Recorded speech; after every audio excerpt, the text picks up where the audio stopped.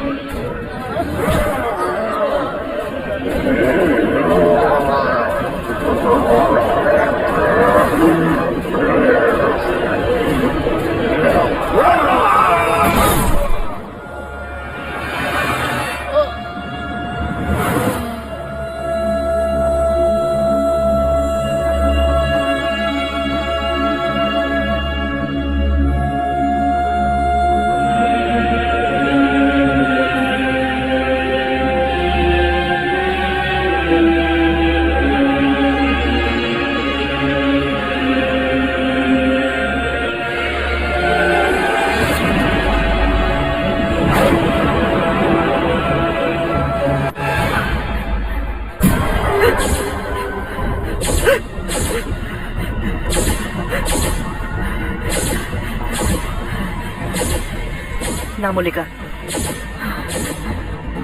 চলে যাও। তুমি এখান থেকে চলে যাও। তুমি আমার কিচ্ছু করতে পারবে না, কিচ্ছু করতে পারবে না তুমি।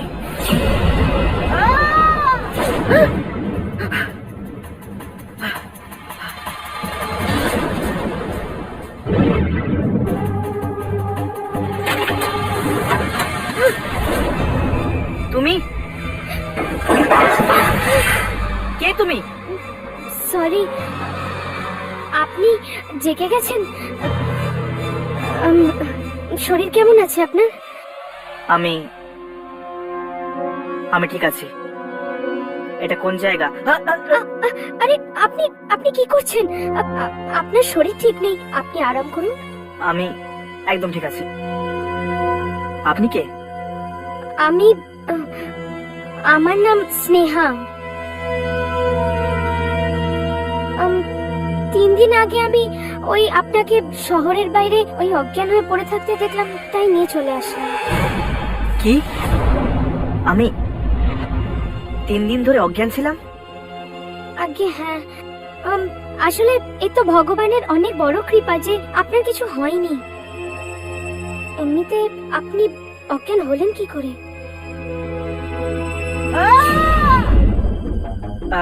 আসলে একটা অ্যাক্সিডেন্ট হয়ে গেছিল আমার সঙ্গে। আমার ফোন?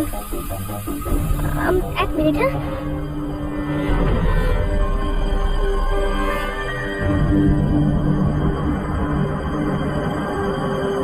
আপনার নাম?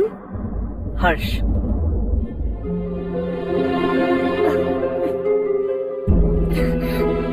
কি ব্যাপার, আপনি দরজা দিকে কেন দেখছেন? সব ঠিক আছে তো? হ্যাঁ, কিছু না, আপনি আরাম করুন না।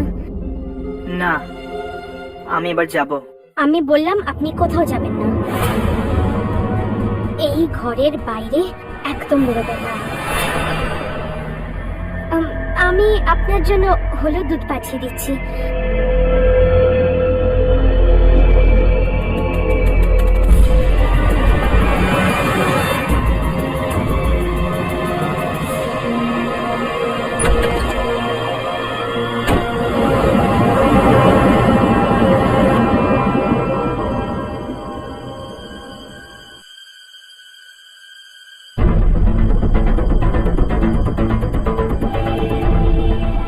ইয়ামিনী আর রাঘব নিশ্চয় চিন্তা করছে খুব।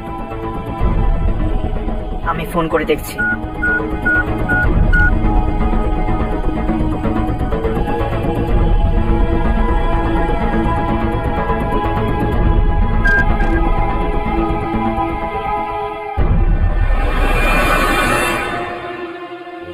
এখানে নেটওয়ার্ক নেই।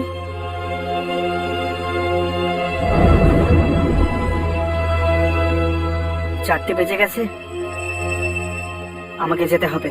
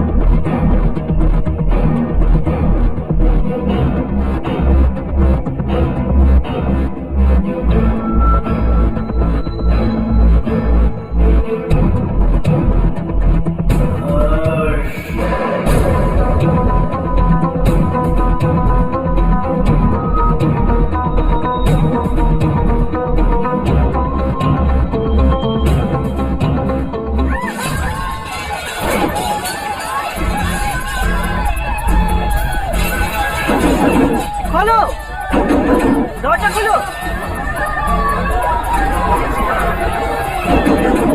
দরজা খোলো। এটা কি হচ্ছে ভেতরে? দরজা খোলো, খোলো দরজা। কে আপনি? আর আপনার সাহস কি করে হলো এইভাবে দরজা ধাক্কা দেওয়ার? তুমি দেখতে পাচ্ছ না এখানে কি হচ্ছে? প্লিজ তুমি যাও এখান থেকে। আর যদি উনি রেগে যান তাহলে? তাহলে কি?